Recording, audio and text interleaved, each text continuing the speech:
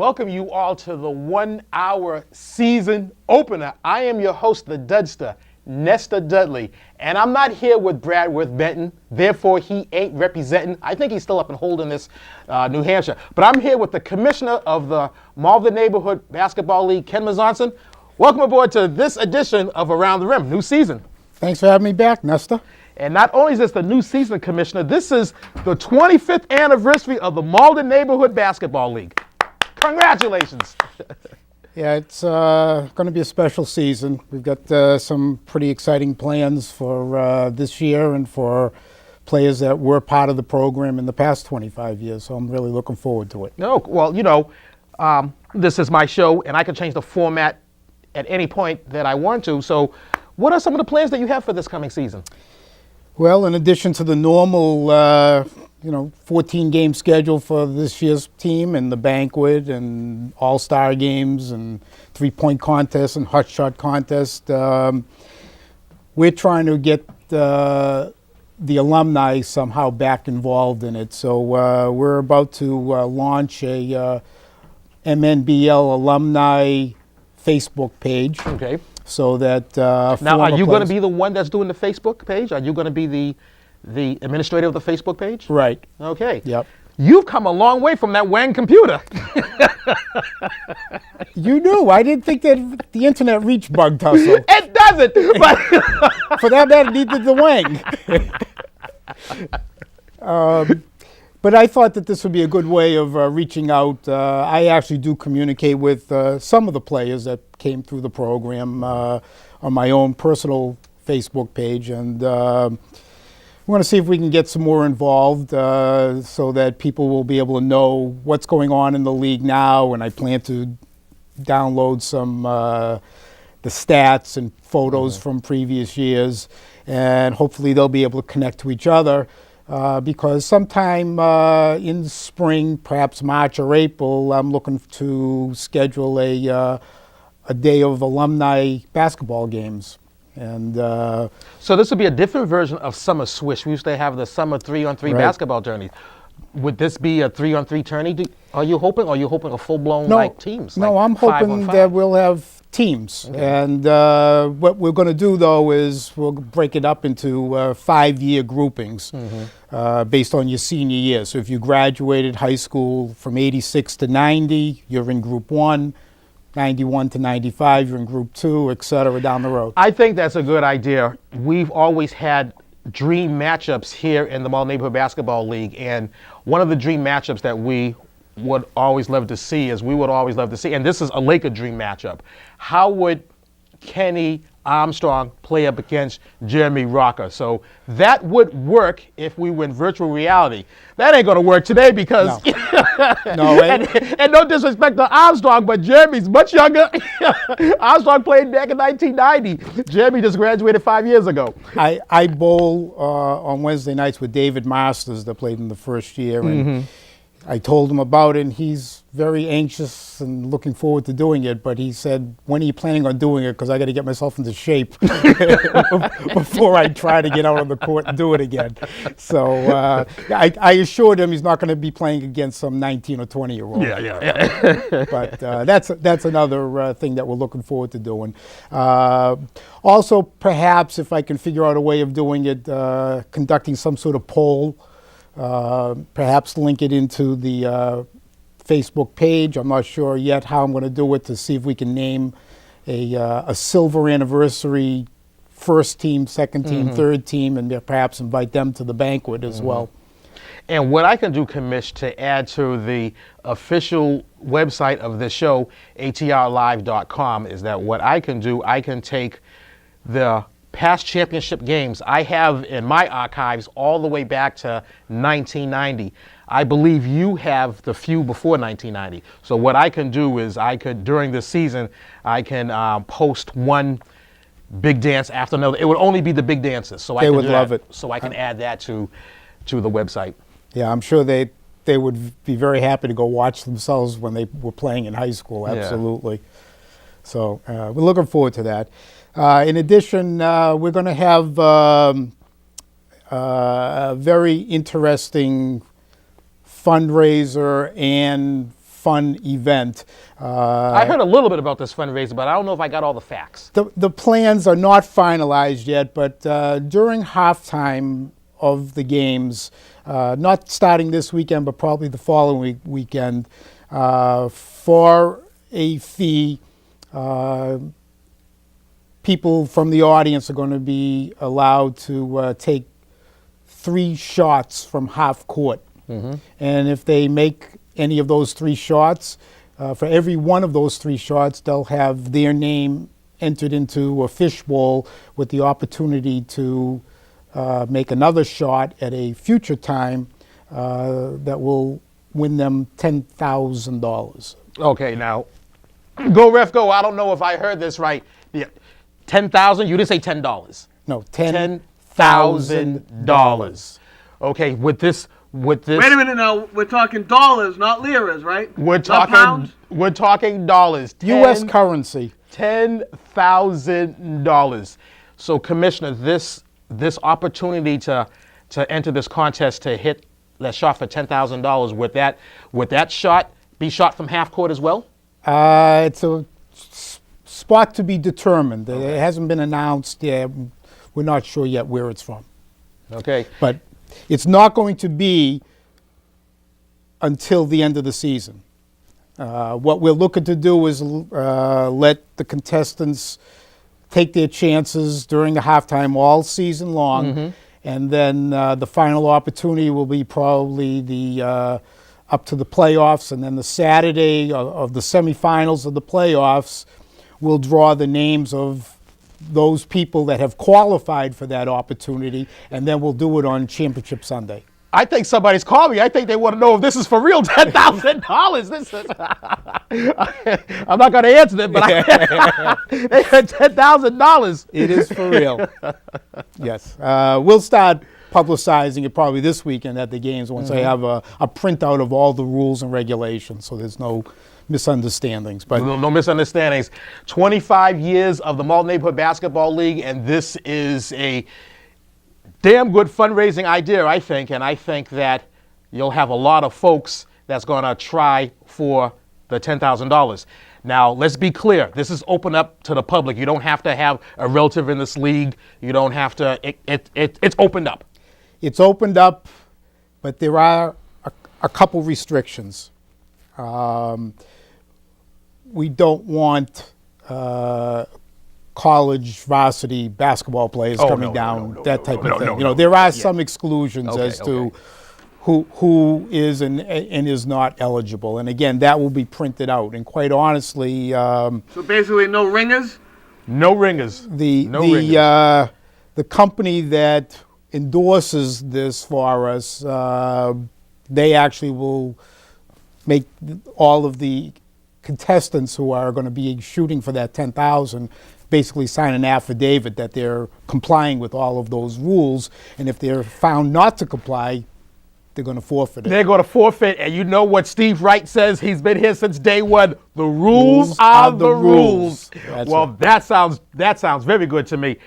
Before we get on to this season, Commissioner, what we like to do at this first show is that we like to wrap up the previous season, the 2009 season. The aughts are over, Commissioner. I've been saying aughts for 9 years. It's all gone.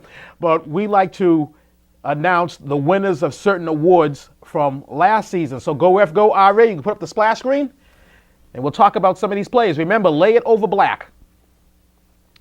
Hot shot champion, Joe Canine, representing the Celtics. The Celtics had a long season, Commish, but Joe Canine was certainly a constant in that Celtic lineup. The Celtics, towards the end of the season, I believe they only down to like 8 players, but Joe Canine certainly hustled and he was there all the time. Very athletic kid. I've known him since he was 10 years old, played Little League for me, and he's an athletic kid who you need to be athletic to win the hot shot. You don't necessarily have to be the best shooter because you can make your layups, you can shoot them close to the basket, but you have to have a lot of energy to hit as many shots as you can in that 1 minute time. Now the next category, which you probably have to be the best shooter, Chris Turilli representing the Bullets, won the 3-point contest last year, Commish. Yeah, and you know what? I got to tell you, he was torn between playing for his high school basketball team, which he made this year, the junior varsity squad up at Austin Prep, or coming back to defend his title. He wanted to be the first three-time winner, because we've had two-time winners. We had a two-time winner, yes. Stephen Wood was the last one. And Keith Fitzgerald. Keith Fitzgerald was the first one, yes. Right. So I've spoken with... That's good. I was trying to remember who the very first one was. You had it just like that. I've been around since day one. But Chris's dad had emailed me, indicated that he had made the team and he wasn't sure if he wanted to stick it out because he really enjoyed himself in the program last year. And, you know, I told him, his father, my advice was if he made the team and he's going to get some playing time and be happy there, that he should play for his school team. If he's just going to sit on the bench and be miserable, he's more than welcome to come back. But and again, we've said this over and over, the Malden Neighborhood Basketball League is in no way competition to any high school basketball programs. We have our tryouts after the high school have made their cuts. But I think that is certainly a credit to this league, Commish. I mean, how many players over the years started their basketball career in the Malden Neighborhood Basketball League, obtained the skills to play for that high school? Last year alone, there's 3 or 4. I know Dimitri Lodemus is playing for his charter school team. Chris Torilli is playing at Austin Prep. Teddy Francois is playing at Malden High. Trying to think if there is another one. That might be it. But over the course of 25 years now, we've probably had just about as many players as there's been about 25 15, 20 yes. anyway. Yeah. Yeah, absolutely. Yeah. Next category, go Ref, go. League MVP, Bellin Daniel. Commish, I haven't seen any team spread the floor, spread the offense like last year's Pistons team. They lived and died by the three, and you can make a strong case that they never died by the three. They lost one game, the final regular season game, to the Bullets. But that didn't stop that. Obviously didn't wreck their groove to go into the madness, to the big dance. And this team were hitting threes like nobody business. And Bellin Daniel, it was like he hit three-pointers as easily as others would hit free throws. He's a well-deserving recipient of the MVP. I thought that he was the most outstanding player. Not only could he shoot the outside jump shot, but he could handle the ball too. He could drive to the basket, draw the fouls, and I'm sure, without knowing what his percentage was, he was in the top 10 in free throw shooting as well, because he would make you pay. And his cousin Danny Butu was very good at setting him up. Between slashing and getting to the basket and hitting the outside jump shots, they were very, very adept at, like you said, spreading the floor. Next category, go Ref, go.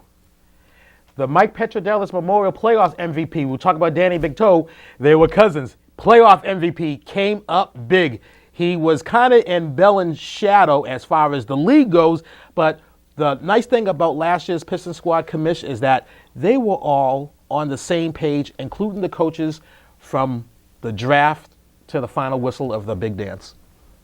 Yeah, and again, you know, it probably could have easily have gone that award to his cousin. In fact, I'm not sure if Bellin didn't outscore him, but Danny hit some big shots and really didn't force the ball at all. He's the point guard on the team and controlled the game. And I don't think that they could have won without him, honestly. You know, sometimes it's easy to replace a jump shooter than it is the quarterback. You got to have the guy that can get the ball into the other people's hands at the right spot and the right time. And in the playoffs, Danny was terrific. Next one, go Ref, go. The James Derlin Memorial Scholarship, Kyle Rufo for the Pistons. Commish, this looks like it's going to be a Piston sweep. Looks like they got all the awards. They got all the awards. They got the trophies. They got the jackets. 2009 certainly was their season. Yeah, well-deserved. Kyle's a wonderful kid. The award goes to a kid who's not the best player on his team. Kyle certainly wasn't the best player, but if you ask Kyle to run through a wall, he'll do it. He did work in that paint for 3 seasons, Commish. Absolutely. And, it's going on to college. He's at Eastern Nazarene College now. And the Derlin family wants it to go to a kid who meets the same criteria as their son Jimmy did, which was somebody that worked hard, loved the game of basketball, was going on to a 2 or 4 year college, and I think the coaches did a good job in making their selection. And the best thing about Kyle Rufo, I said it day one sophomore year, is that when his father, Danny Rufo, brought him down the courts to teach him the game of basketball, Kyle did not pay attention to listen to him. Maybe he listened to Uncle Timmy, but he didn't listen to his father. Which is a good thing, huh? Which is a good thing. Next award, go please, if there's any more. The James A. Tringali Memorial Scholarship, Bell and Daniel, again, Pistons. Sportsmanship, yes. Again, Bell and Daniel, Pistons.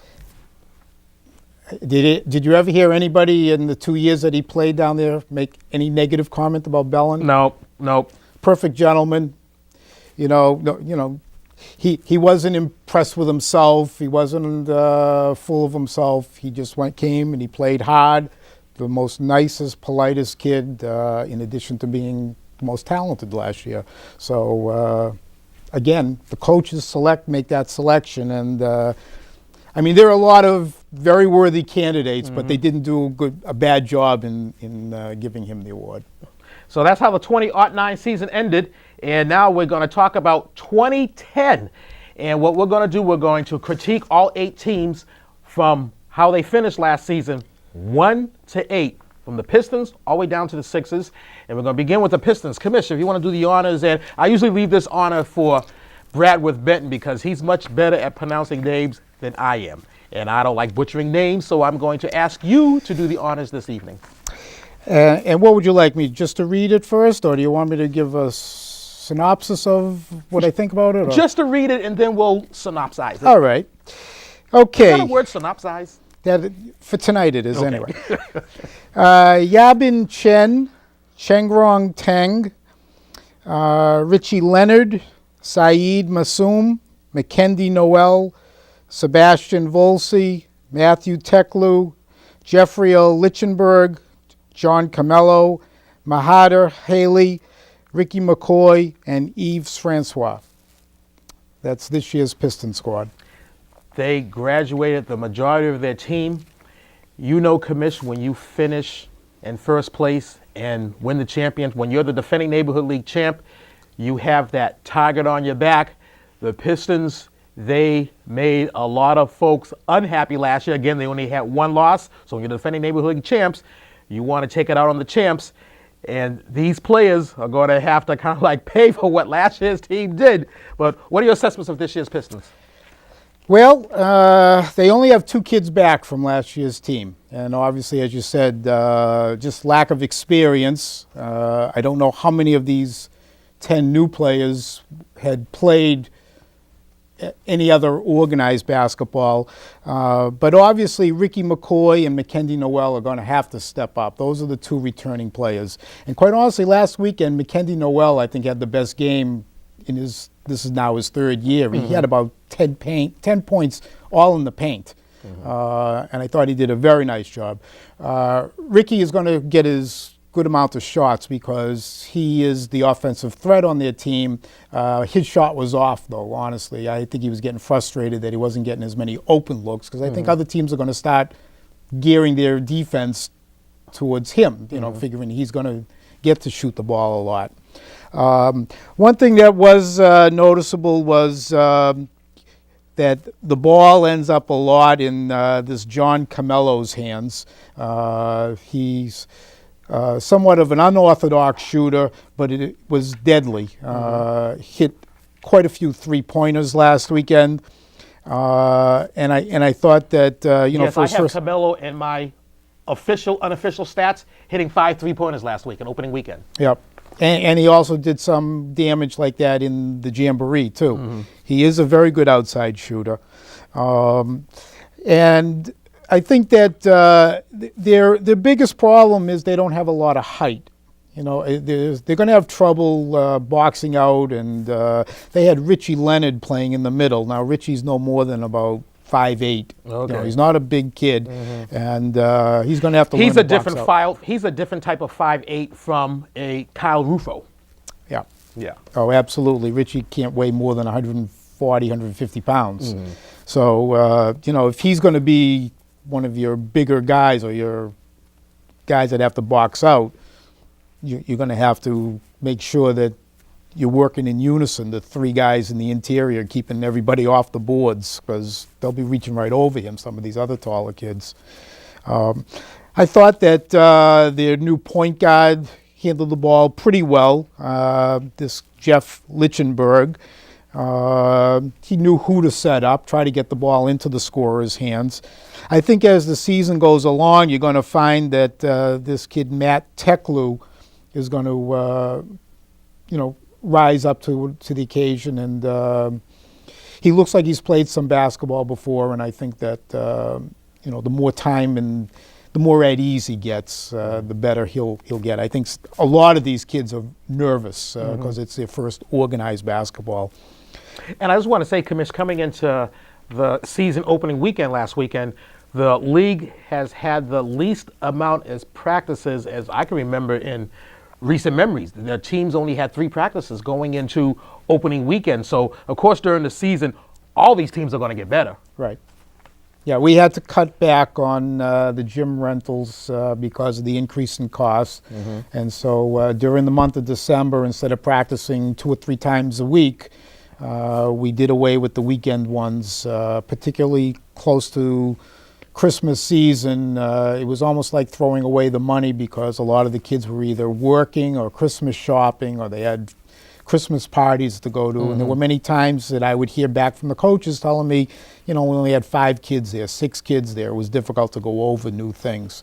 So that's where we made the cut. And you're right that 3 practices is significantly less than and not ideal to what I would like to have. Normally they have about 7 or 8 practices before the season starts. And it'll take these teams that have more new players longer to adapt and learn the coach's system. Once again, practices are normally Thursday, one night a week, which is Thursday nights at the high school, and then 2 teams practice at a different location. On to the team that finished in second place last year, Commish, the Lakers. If you will do your honors, please, and go down the roster. Okay, we have Sean Fortier, Christian Motto, Jorsa Joseph, Casey Staton, Kevin Alicorn, Daniel Carmona, Sean Young, Wilden Sertle, Sean Carlson, Charles St. Jean, Kevin Lai, and Anthony Berberina. What a big dance game that was last season, Commissioner. The Lakers have 4 returners, and a lot of their weapons graduated. But as you read this list, Commish, and watching the Lakers play this past weekend, they could be in decent shape this season. Absolutely. I think that Sean Fortier not only is one of the bigger kids there, but he has a scoring touch. And if you got a big guy that can score and get to the line, he makes it very dangerous and difficult to cover.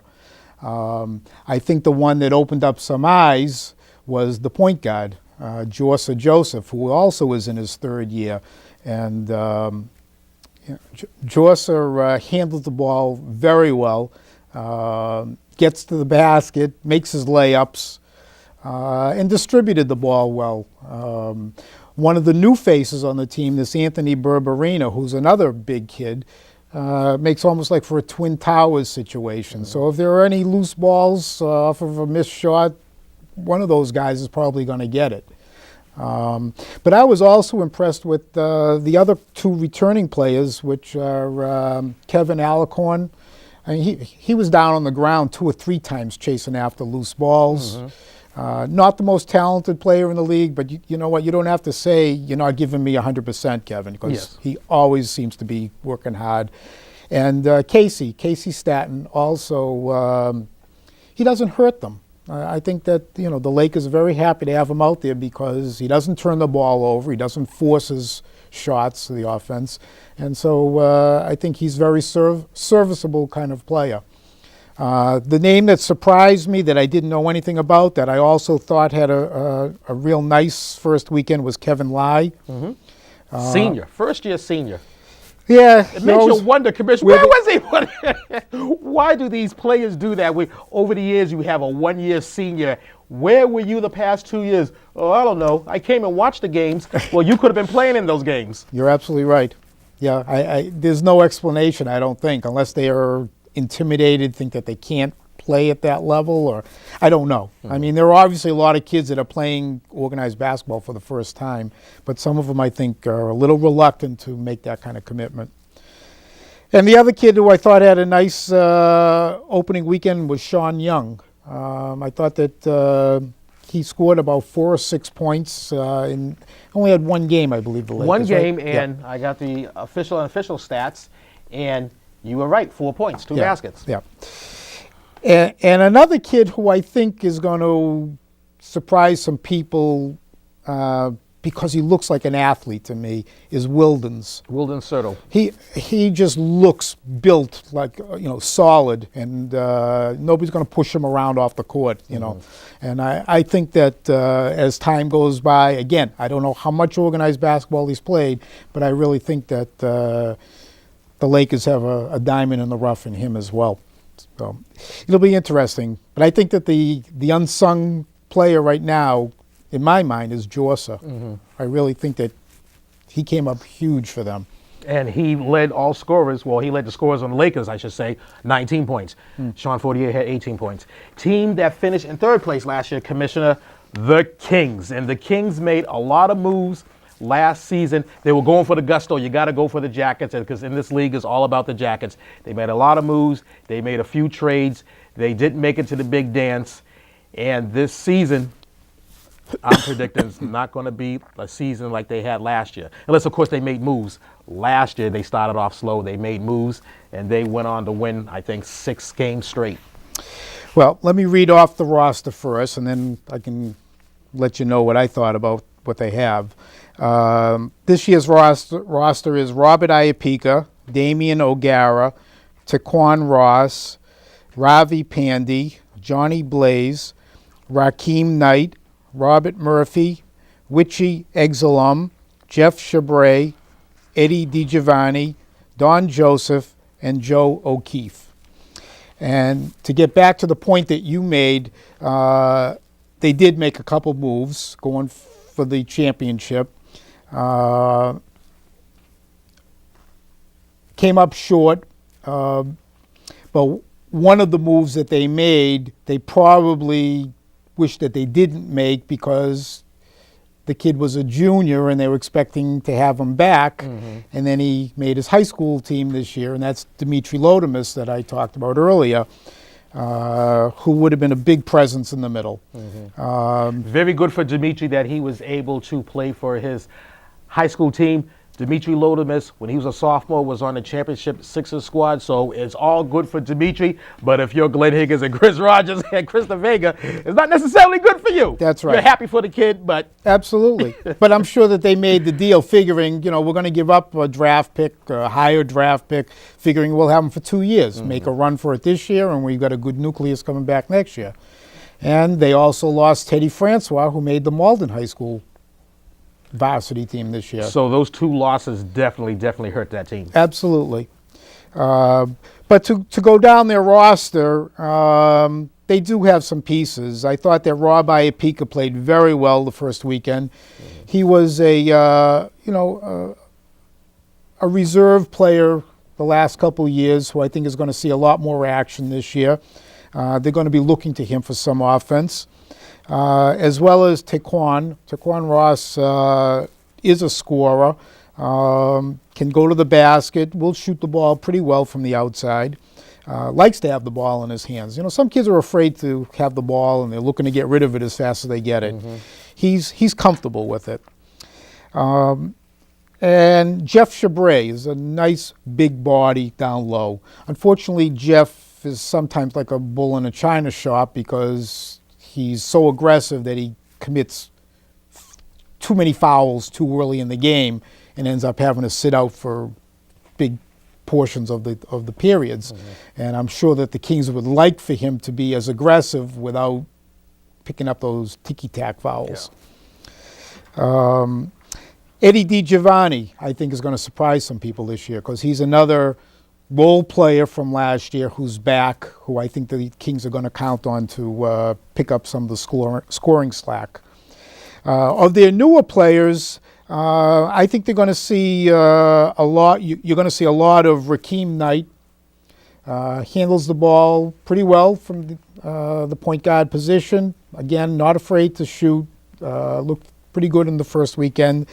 And Joe O'Keefe, who is, I'm going to guess around 6'1", 6'2", big body, left-hander. So he's going to catch a few people by surprise who are looking for him to go to his right, and all of a sudden he's wheeling to his left. I was just going to say, if you're a lefty in this league and know how to use it to your advantage, you can make a killing in this league. Yeah, I think that he will. I think that he's going to get his share of points. I don't know, again, the experience, but again, as practices go along and games go along, he's going to get more comfortable. I think you're going to see that he's going to end up anywhere from 6 to 12 points a game.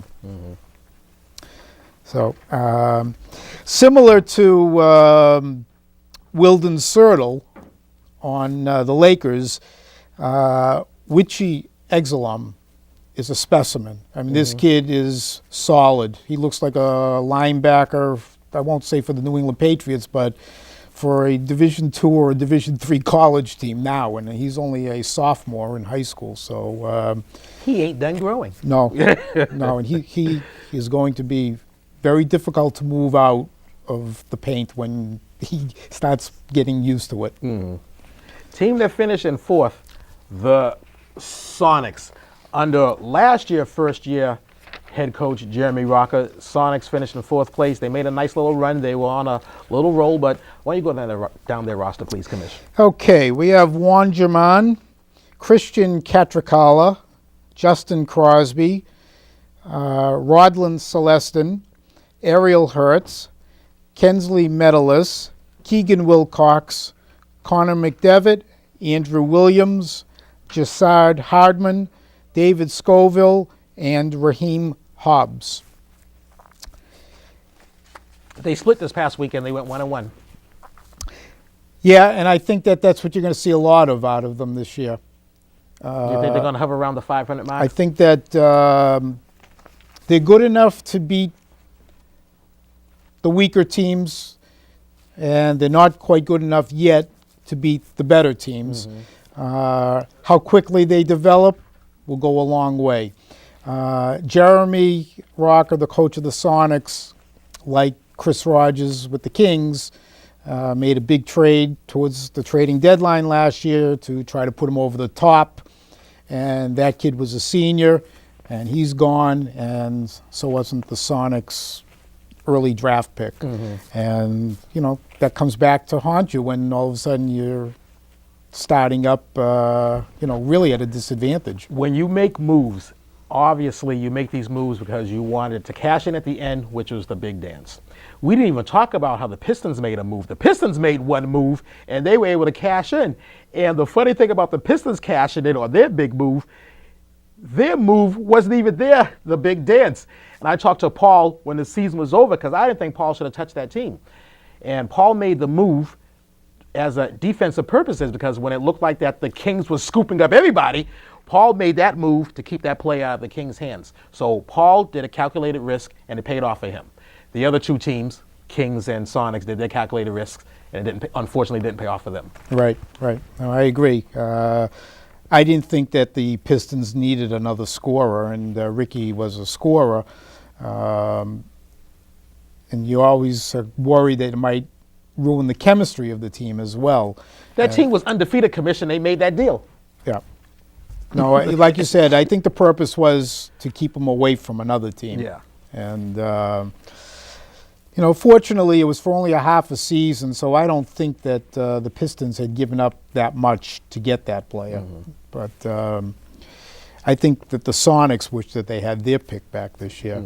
And They did have a couple nice picks. First of all, Justin Crosby is back.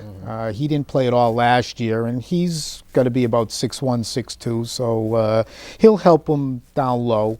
Juan German is a returning 3-year player who he plays very hard too. He's always hustling. The other returning players that have stepped up, you can see that they've improved from last year, are Ariel Hertz, who handles the ball for them. He's their point guard. And Kenny Medalis, who plays a 3 usually. And he got his nose dirty a couple times, got in there and, was going after loose balls and scored a few points. The kid who I expect is going to contribute anywhere from 6 to 10 points a game was away for last weekend. Keegan Wilcox was actually in England visiting his mother's family, so he wasn't there. So I'm sure this weekend having him back will be a bonus to the Sonics.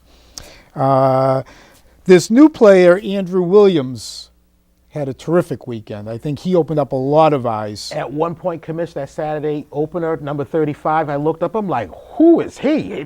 Thought it was Kevin Durant. Yes, I mean, talk about somebody that was under the radar during the tryouts. I didn't remember him. Did not remember him during the tryouts. Yeah. Pretty complete ball player because he shoots and he dribbles, he drives to the basket as well. They don't have a big scorer coming back, so he's going to get his share of shots. And I think that he's going to definitely average in double figures for the season. I expect that he'll finish with about 15 to 17 or 18 points a season. The other kids that are coming onto their roster that are new are this Jassard Hardman, who looks like he has played some basketball before. Very aggressive. I can't remember. I think he's left-handed. He's always on the left side of the court, number 3. And looks like he's played some ball before. David Scoville, who is a big body, filled the middle pretty well. And Raheem Hobbs, who they have playing up top because he's shorter, but he's also a huskier kid. And I'm not sure if he can handle that position as much as maybe out on the wing somewhere. But that's a team that's, as I said, in flux. I think that they could either end up battling the top teams or they could stagnate and have some of the weaker teams catch them. It's hard to read it right now. Yeah. Before we go on to the next team, which is the Bullets, we're going to do something a little bit different. Go, ref, go. Do you have that PSA ready? We could take out 30 seconds. And absolutely. Give us 10 to air. Give you 10 seconds to roll a 30-second clip? Yeah, hold on. You caught us off. You went right to it. I thought you were ready, brother. We all set? Olympia Solomon is a real MATV viewer, not an actress. So to help tell the story, we got an MATV celebrity. I recently moved to Malden from a town that didn't have MATV. She said, Buenas noches, hooches cooches. I went on the website and seen that MATV was very affordable. It's cheap, cheap, cheap, cheap, cheap. I support MATV, where members make it happen. Olympia, this woo is for you. Woo! MATV, Malden's Media Center. I just had to get that in, Commish. We shot that during the off season, and I wanted the viewing audience to watch it. I might play it all the shows. Who knows? Are any of those in Bartlett's famous quotations, I wonder? little creative license liberty. But the team that finished in 5th place, the Bullets that you can definitely say, Commish, was the team of the decade, the team of the aughts. Bullets looking pretty solid. You would care to read their roster, please? Okay, we have Jerome Dean, Stephen Eshik, Jonathan Tiongson, Matt Howe, Austin Teal, Drew McFarland, Alex Andon, Tyler Cronin, Brett Miller, Brendan Pravatola, Aaron Samano, and Will Howe. And we're going to have to stop picking up the pace, Commissioner. We want to get through the rest of these teams, and then we want to get to the point where the folks always want to see. Usually around this time, we go into the pick'ems. And I'm going to pick them. I'm going to say who's going and who ain't going. And I think you might help me out on that. We'll see what I can do. We'll see. Okay, so we're going to put like a little rush on these teams. No disrespect to these teams, but we want to get to the pick'ems. Well, I think that the Bullets are are almost a stock team. There are 8 out of the 12 kids are back, and from the first weekend you could tell that they had already been playing together for a year or two. They seem to be the most ready, the most polished team, and I think primarily because of the experience factor. Steve did a nice job of picking up the 2 Howe brothers, Matt and Will. The 2 of them have played for Malden High School in the past. Both of them have experience playing organized basketball, and it's obvious. So Steve returns 8 players. He picks up 4, and 2 of them has basketball experience. Well, 2 of them have, at least 2 of them have high school basketball experience. experience. I believe Austin Teal also played Malden High basketball. I'm not sure if he played last year or, last year would have been his freshman year. He's a sophomore this year. So 3/4 of his picks have high school basketball experience. He brought back 8 returners. right. How lucky can one coach get? I should say fortunate, Steve, Put right? him on an automatic pilot and just throw him out there, right? But I have to tell you, I mean, you know that Jerome Dean knows what he's doing out there. He's been playing probably since he was 3 or 4 years old. He has the ball in his hand, and he's controlling the game. But in my opinion, the best player on the court this past weekend was Brendan Pravatola. He was a force on the boards, put back jump shots. You know, he's not an outside shooter, but I got to tell you what, he knows his role. He knows he's not an outside shooter, and he doesn't try to shoot outside. No. He plays within his game. Absolutely, and he doesn't even get into foul trouble because he can jump higher than anybody else down there. So he just goes up and he grabs the ball and he puts it right back up and gets his 2 points. Based on my official unofficial stats, Pravatola averaged 19 points this past weekend, where Dean averaged 14. Yeah, that does not surprise me at all because I really thought that Brendan was terrific. But you know what? You know, he plays in the middle, and so does Aaron Samano. Now, Aaron is a bigger body, but he's tough to get out of the key as well. So, I mean, between those guys, those 2 especially, they're very, very difficult on the boards. Will Howe is a big body. Tyler Cronin is a tall kid. They've got some ammo down low, and they've got some real hustlers up in the guard position. Stephen Escher, he's like the ever-ready bunny. I mean, he doesn't stop from the minute he's out there. He's constantly hustling. And the same thing with Austin Teal. He just constantly on the go. Matt Howe, also very aggressive, constantly on the go. Probably their best pure shooter is Alex Andon. You don't want to leave him open. He'll hit that jump shot. He even has some 3-point range. So it makes them difficult to defend because they got the inside presence, they got the jump shooter, and certainly with Jerome, they get to the basket. So Jonathan Tiongson wasn't there this past weekend, so he's another point guard who handles the ball pretty well in addition. Bullets looking very good. On to the Emerald, the Celtics. New head coach, Mighty Joe Young. Some coaches like to joke around and say he's been the head coach for the past several seasons, but it's official. Joe Young, head coach of the Celtics. Yes, just to touch on that for a second, Magic Riviere, who's been in the program for about 11 or 12 years, just didn't have the time available and had to resign this year. And his assistant for the last 3 or 4 years, Joe Young, put his name in for it, and I decided that he was worthy of taking the team.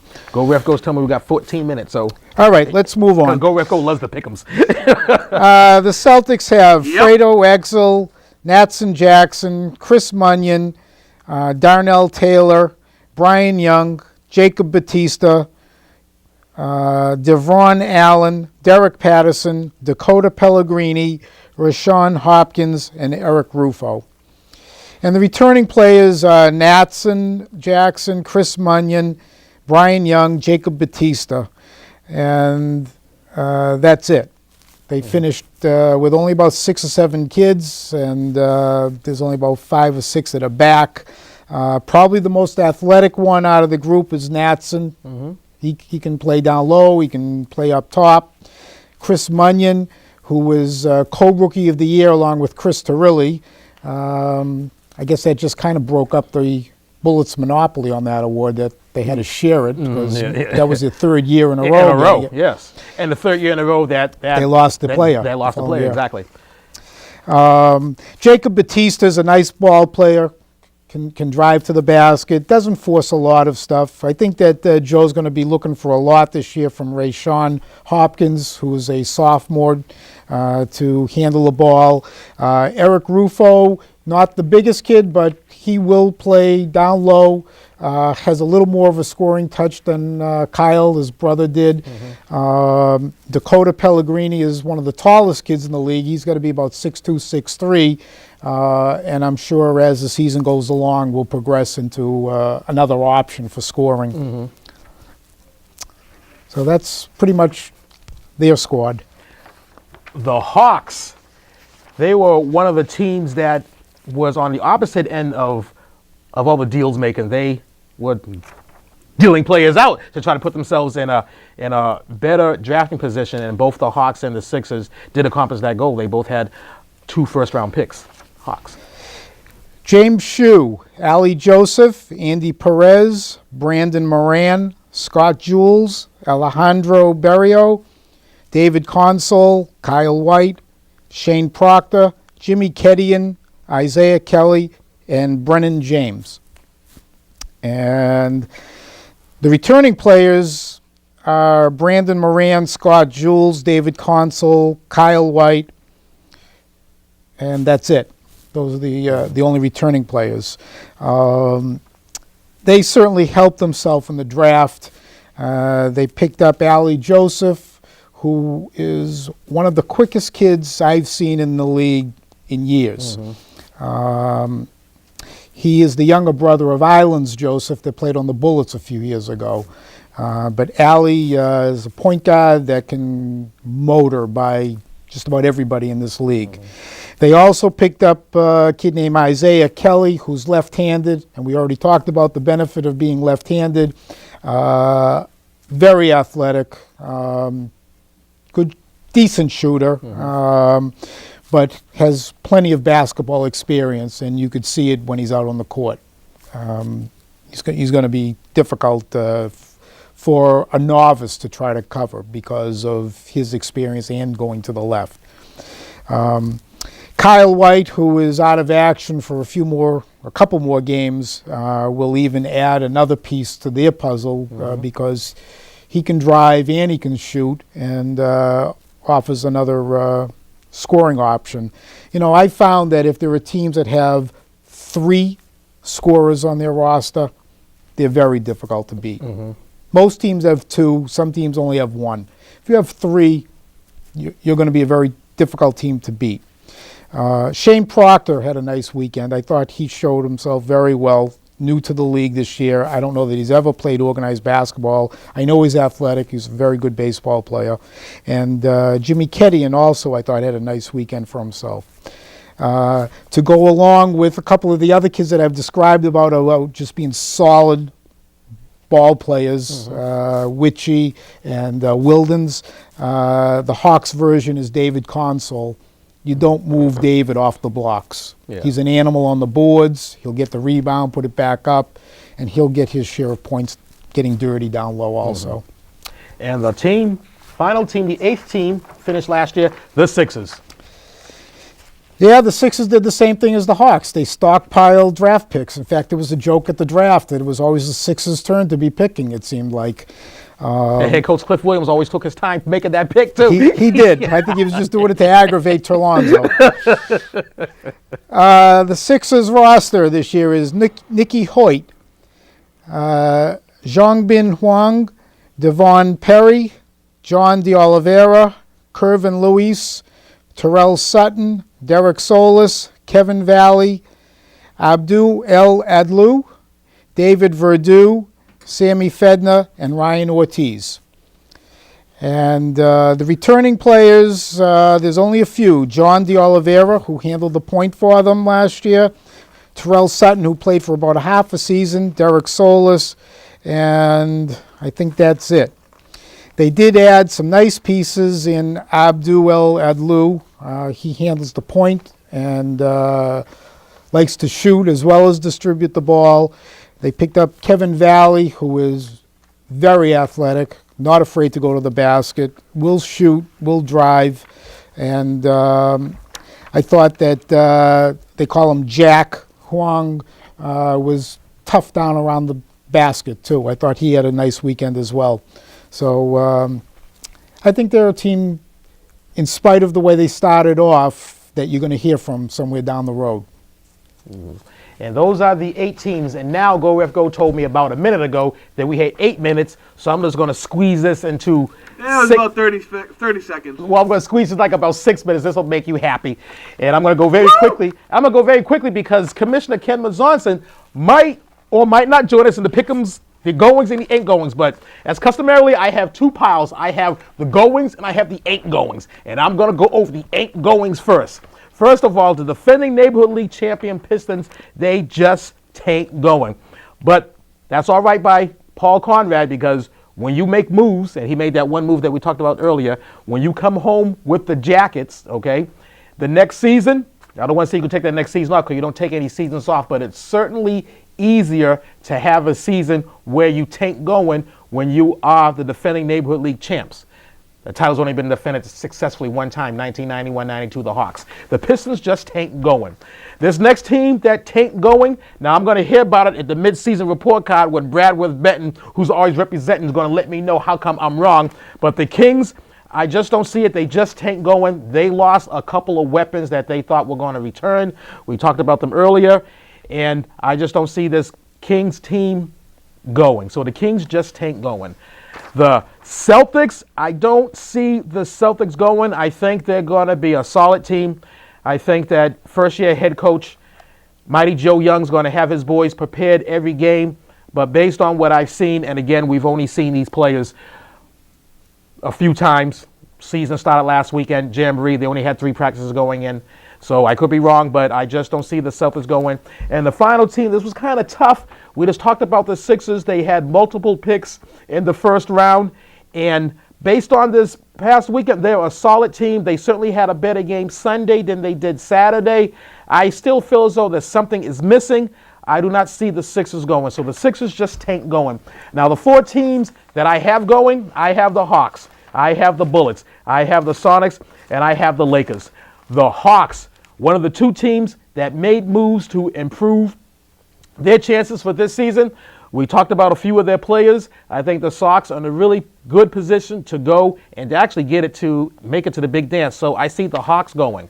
The Bullets, when you return 8 players, when 3/4 of your pick have high school basketball experience, when you're going to sit back in cruise control and watch these players play, I see the Bullets going.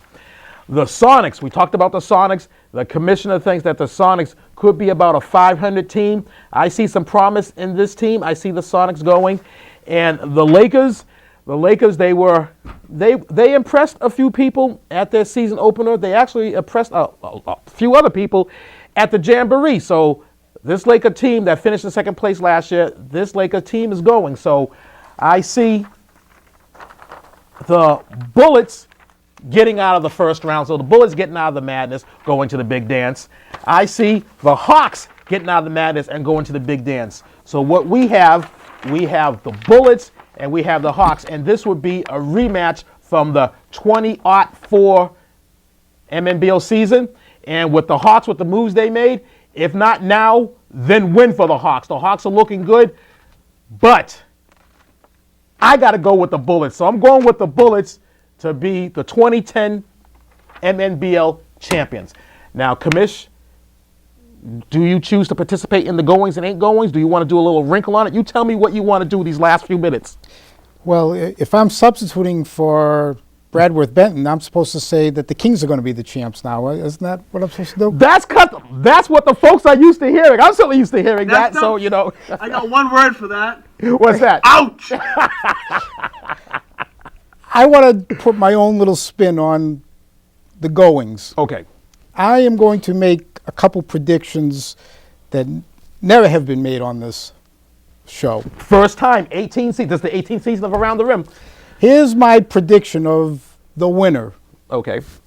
The winner of the three-point contest this year will be John Camello of the Pistons. Okay.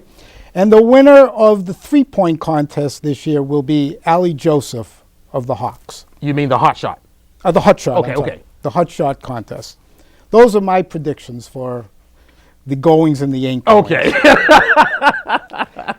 Based on what I've seen so far, I think that those two guys, and of course it's up to their coaches to even put them up for those positions, but I think that those are two viable candidates to come home with, as you would like to say, the hardware, based on what I've seen this year.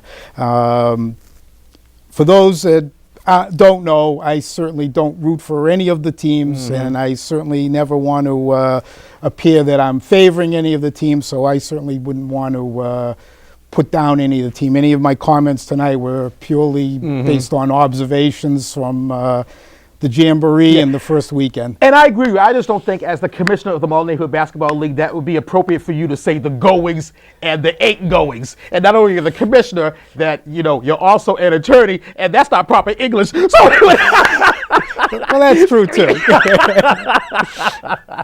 But Bradworth Benton will be here for the mid-season report card, and he will give us his goings and taint goings. And I'm being solid with mine. I'm going to stick with my goings and taint goings, and I'm saying that it's going to be a bullet blue season. So now, Commish, Go Ref Go, who was telling me to speed up the show, now give me the stretch. Because I was looking forward to hearing what Commissioner Mazonson was going to give his pick'ems.